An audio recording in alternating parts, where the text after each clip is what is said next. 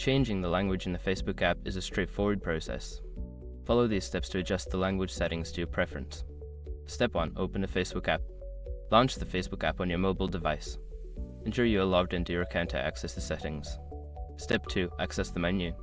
Tap on the 3 horizontal lines menu icon located in the bottom right corner of the screen iOS or the top right corner Android to open the menu options. Step 3. Go to Settings and Privacy. Scroll down the menu and select Settings and Privacy. This will expand a submenu with additional options. Step 4. Select Language.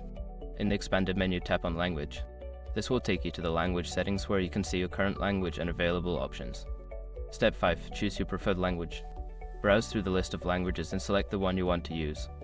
Once selected, the app will automatically update to display in your chosen language. Now you can enjoy using the Facebook app in your preferred language. If you ever need to change it again, just follow these steps.